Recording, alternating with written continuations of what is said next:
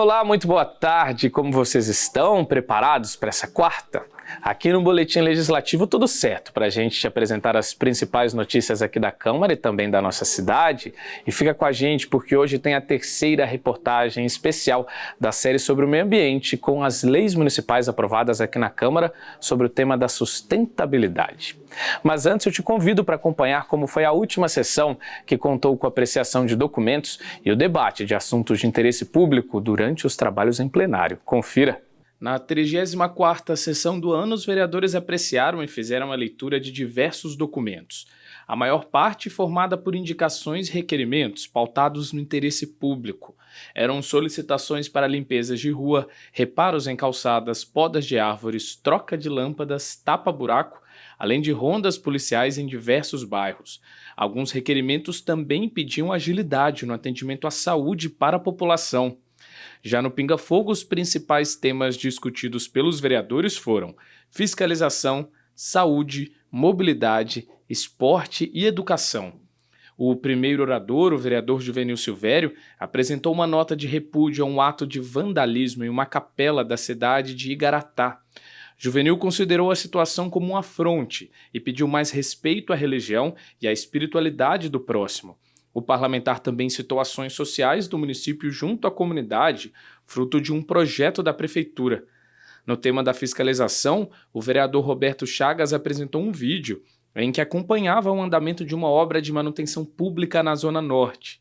O parlamentar também cobrou outras ações para a região, que são pedidos da comunidade.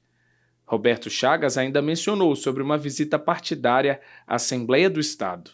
E a greve dos coletores de lixo foi o tema abordado pela vereadora Amélia Naomi. Segundo a parlamentar, ela e outros vereadores oficializaram um documento para que a Procuradoria-Geral do Trabalho intermediasse um diálogo entre o sindicato e a empresa. Amélia também cobrou melhorias de condições para a categoria. Outro tema abordado foi a audiência pública sobre a Lei Paulo Gustavo, realizada na Câmara. Levantando o assunto da saúde, o vereador Dr. José Cláudio debateu sobre o novo piso salarial da enfermagem e a publicação de uma portaria que prevê envio de verba a São José dos Campos para cumprir a determinação do novo piso. Dr. José Cláudio mencionou sobre um requerimento que solicita informações à Prefeitura sobre como irá administrar a verba. O parlamentar também comentou sobre o Dia Mundial do Meio Ambiente.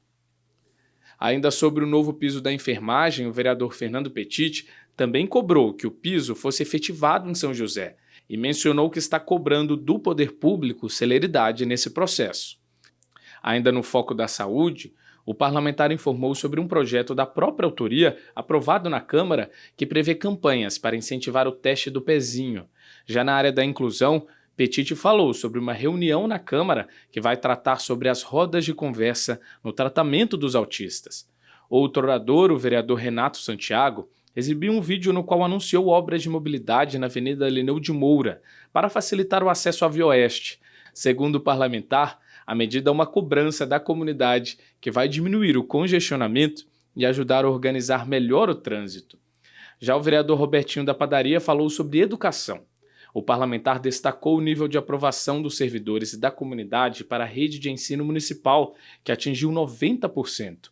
Segundo Robertinho, fatores como infraestrutura, capacitação dos professores e o programa Educação 5.0 corroboraram para o resultado. Também na tribuna, a vereadora Dulce Rita reclamou de ciclofaixas construídas próximas a estabelecimentos comerciais, estacionamentos e pontos de circulação de pessoas que têm causado riscos entre ciclistas e pedestres. Em um vídeo, o morador reclamava da situação. A vereadora também pediu obras de mobilidade e infraestrutura na cidade. E o vereador Zé Luiz abordou a cerimônia proposta por ele, que concedeu honrarias ao Instituto Invoz e ao engenheiro Manuel de Oliveira, responsável por diversos trabalhos no setor aeroespacial. Zé Luiz também comentou sobre uma nova base do SAMU para a região norte e sobre ações sociais realizadas pelo município junto à comunidade. Abordando destaques no esporte, o vereador Marcão da Academia parabenizou a judoca joseense Sara Rezende pela conquista da vaga para os Jogos Pan-Americanos no Peru. Marcão também homenageou atletas da cidade que atuam no ciclismo e vôlei de praia. A sessão na íntegra você confere no nosso canal do YouTube. E agora o tema é saúde, um alerta, viu? O coronavírus continua sendo um desafio para a comunidade médica. Um estudo recente publicado por uma associação internacional está investigando uma possível relação entre a Covid-19 e a diabetes. A suspeita é de que pessoas contaminadas com o coronavírus podem ter mais propensão a desenvolver diabetes. O estudo ainda é recente, mas a gente te mostra os detalhes na reportagem. A pandemia deixou marcas que a Shirley não vai esquecer tão cedo. Ela foi diagnosticada com a Covid-19 2 vezes, a última em maio do ano passado. Superou desafios, perdeu 15 quilos e teve que lidar com inúmeras dificuldades emocionais. Pouco mais de um ano depois, alguns problemas causados pela doença ainda não foram embora. 3, 4 meses depois começou a queda de cabelo. Eu ficava esperando alguém que teve Covid dizer, olha, meu cabelo também está caindo para eu me achar em alguém, eu precisava me reconhecer em alguém. Mas o tanto que eu perdi 80%. Então meu cabelo ele era muito longo, muito cabelo, e aí ele começou a cair. Eu posso dizer que eu gastei muito dinheiro com isso. Quando deu lá para o seu 7º, 8º mês, eu percebi que não ia parar. Quando deu um ano, eu entrei em desespero total. Ela faz parte dos 65% dos brasileiros infectados pelo vírus que apresentaram pelo menos uma sequela da doença. Aos poucos, a radialista se sente melhor, mas a recuperação ainda é um trabalho diário e que está longe do fim. Eu fiquei 2 anos com queda de cabelo, perdi 80% e assim, eu achava que a minha matemática era desesperadora. Falei, vai continuar caindo, eu não tenho mais o que cair. Então o cabelo, eu tive emagrecimento, mas o cabelo ele acabou comigo psicologicamente. Dados da Associação Brasileira de Saúde Coletiva mostram que entre as sequelas da Covid, a perda de olfato e paladar são as mais comuns, seguidas dos problemas musculares, fadiga, perda de memória e cabelo. Em menor proporção, também foram detectados distúrbios como falta de ar e dificuldades no sono. Atualmente, com o avanço das campanhas de vacinação, a Covid não é mais considerada uma pandemia, mas a doença continua a instigar a comunidade médica. Novas pesquisas realizadas pela Associação Europeia para o Estudo da Diabetes apontaram que o coronavírus também pode estar relacionado com o desenvolvimento da doença. Segundo o órgão internacional, 1 a cada 20 novos diagnósticos de diabetes pode ter relação com os efeitos da Covid-19. Para esta endocrinologista, a pesquisa é recente e novos estudos são necessários para uma conclusão segura. Segundo ela, a diabetes ainda é uma doença subdiagnosticada. A cada 2 pacientes que têm diabetes, um deles não sabe. Então, a gente pegar que são 50% das pessoas que já têm diabetes que não têm esse diagnóstico. Normalmente, no início, a doença pode ser assintomática ou ter sintomas leves, que às vezes as pessoas não prestam atenção, e isso causa um retardo no diagnóstico de cerca de 4 até 7 anos. Então, quer dizer, existe muita gente que já tem a doença e não sabe que tem. E se elas não fazem exames de rotina, elas não vão descobrir que elas têm a doença. Mesmo assim, é necessário manter a atenção. Enquanto as pesquisas continuam, exames preventivos são indispensáveis. A gente tem que ficar mais atento para esse diagnóstico, porque a gente não sabe exatamente se é uma causa ou efeito, mas a gente já tem na literatura essa descrição dessa relação, e aí esses pacientes que tiveram Covid, a gente precisa ficar mais atento, fazer um rastreamento, principalmente se eles têm fatores de risco, como um histórico familiar em parente de 1º grau. E uma das formas de se proteger das sequelas da Covid é se prevenir contra o coronavírus. As campanhas de vacinação continuam em todo o país e hoje São José já oferece as doses bivalentes para maiores de 12 anos em todas as UBSs da cidade. Mas para que a proteção seja ampla, o comprometimento da população é indispensável. Mesmo com ações efetivas e mais informação, a procura pela vacina tem sido cada vez menor. Todo mundo tem que colocar a mão na consciência e se lembrar que a gente usou máscara, a gente ficou em casa, enclausurado por meses, sem poder trabalhar, sem poder viver, a gente tendo uma sobrevida. E agora que a gente tem a oportunidade de se vacinar, né, de deixar nosso corpo imune a todos os vírus e bactérias e tudo, e nos imunizar, a gente desperdiça. E a Covid ainda é vista como uma doença nova do ponto de vista médico. Por isso é importante que a população continue atenta, busque se vacinar e siga as orientações dos profissionais de saúde. A gente tem que acreditar na ciência, a gente tem que acreditar que existem vacinas que é para serem realmente tomadas, que é para que a gente tenha proteção. E não é só a nossa proteção, é a proteção em massa também de toda a população. Acho que a gente tem que pensar individualmente, mas também tem que pensar muitas vezes coletivamente. Bom, e como a gente viu, né, a melhor maneira de se proteger contra a Covid é a vacinação. Então, vamos manter as doses em dia. A rede pública oferece em todas as UBSs a imunização, então não tem desculpa, viu? Saúde é um compromisso de todos. E mudando um pouquinho de assunto, eu te convido para acompanhar agora a nossa agenda de serviços. Se você está em busca de trabalho ou conhece alguém que precisa, agora é hora de ficar por dentro das vagas oferecidas no PAT. O PAT, Posto de Atendimento ao Trabalhador de São José dos Campos, tem oportunidades de emprego para açougueiro, agente funerário, ajudante de açougueiro, ajudante de carga e descarga, ajudante de obras, ajudante geral, analista fiscal, assistente de pesquisa clínica, atendente de lanchonete, atendente de loja, auxiliar administrativo, auxiliar de desenvolvimento infantil, auxiliar de e-commerce, auxiliar de escrita fiscal, auxiliar de limpeza, auxiliar de panificação, carpinteiro, consultor comercial, controlador de manutenção, costureira, educadora infantil, eletricista, empregada doméstica, frentista caixa, instalador de toldo, jardineiro, manobrista de estacionamento, marceneiro, oficial de manutenção elétrica, operador de telemarketing, pedreiro, projetista de móveis,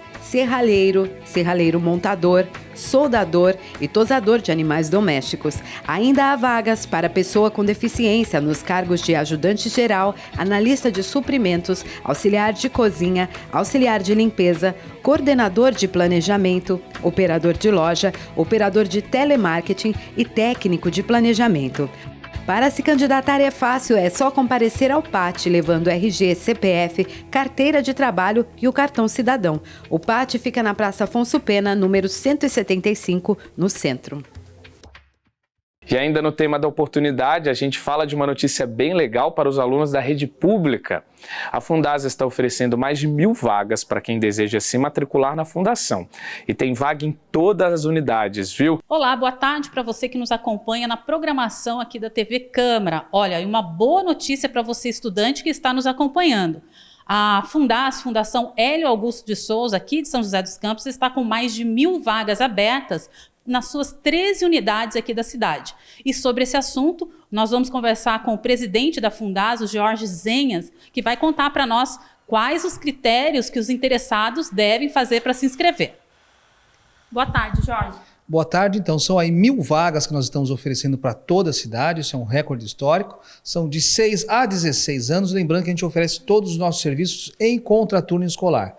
Lembrando que todo o nosso itinerário está voltado às questões sociais, às questões de esporte, cultura, entretenimento e também todos os anos finais culminam na questão da educação profissional. E quem pode se inscrever? Bom, podem se inscrever então crianças e adolescentes de 6 até 16 anos, moradores de São José dos Campos. As inscrições podem ser feitas pelo site da Fundasa ou pela Central 156. Bacana. Então é isso. Fica a dica para você. Vale lembrar que os interessados podem, então, se inscrever pelo site da Fundação Hélio Augusto de Souza, que é fundas.org.br, ou ainda pelo canal 156. Voltamos com a redação. Tá aí a dica. A Fundasa faz um trabalho muito legal com as crianças e jovens aqui da cidade. Então, quem tem o interesse não pode perder essa oportunidade. Bom, agora é hora da nossa terceira reportagem especial da série sobre o meio ambiente e eu te convido para conhecer as leis municipais aprovadas aqui na Câmara voltadas para o tema da sustentabilidade.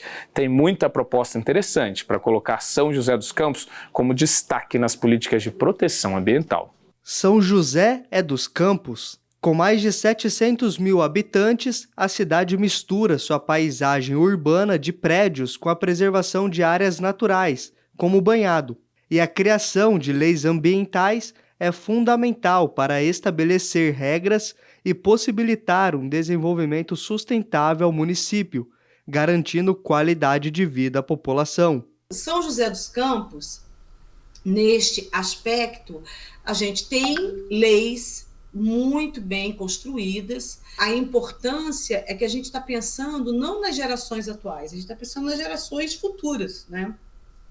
O que a gente vai deixar para essas crianças que estão aí hoje. E ter uma legislação ambiental, ela que seja realmente respeitada, ela garante, ou ela não é que ela garante, mas ela é um indicador de qualidade de vida para essa população mais jovem. E para uma política ambiental ser implementada, é necessário pensá-la em todos os contextos, desde a mobilidade com a redução de poluentes no trânsito, até a preservação de nascentes e investimentos no setor rural, que, segundo o poder público, representa mais de 60% do território joseense. Hoje a gente vê já criando algumas políticas, né?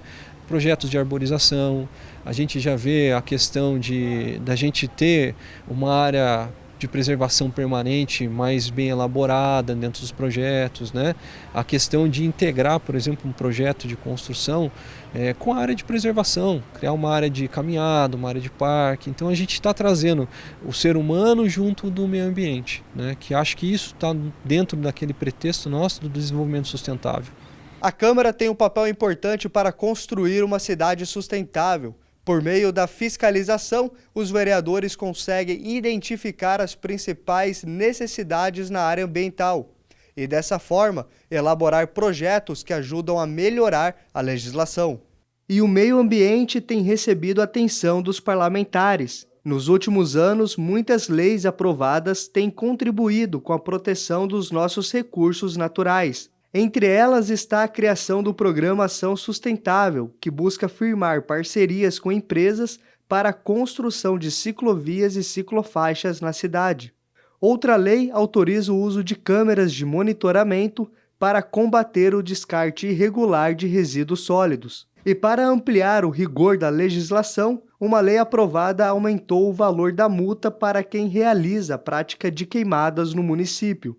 O Legislativo ainda participa diretamente do debate e votação da lei de zoneamento. Tudo isso, né, a gente fica sabendo lá na ponta, lá no bairro, porque o cidadão procura a gente, fala. Então é nesse ponto que a gente consegue ajudar, por isso que quando vem algum plano diretor ou coisa parecida, para melhorar a cidade, os nossos palpites e as nossas emendas, elas são vitais para que seja melhor aproveitado o trabalho que a gente faz. E quando o assunto é legislação, São José também é destaque no cuidado com a arborização. Uma lei de autoria do vereador Walter Hayashi criou um inventário arbóreo na cidade para catalogar todas as árvores do município. Segundo a prefeitura, 40.000 das 80.000 árvores do município já foram cadastradas, o que possibilita o manejo responsável e eficiente. Envolve diretamente na vida das pessoas, né, que é a qualidade do ar. Então a árvore ela tem esse significado bastante importante. E para o futuro, também é necessário pensar a educação ambiental, um trabalho de longo prazo, essencial para construir uma sociedade que pensa de maneira sustentável. A educação ambiental ela já saiu da escola fundamental, né, que a gente sempre via ali plantando, entendendo de sementes, e já começou a entrar já num viés indústria, num viés banco da faculdade, né, num viés mais próximo da população que hoje está aqui. Por exemplo, algumas ações que eu já andei vendo no parque municipal, né, de plantio de árvores, né? Você vê que não são as crianças que estão plantando mais, né? Você já vê que é a população mesmo. E isso é muito bacana, porque você traz aquela sensação de pertencimento, né? Eu estou fazendo mudar. Como? A cidade como um todo.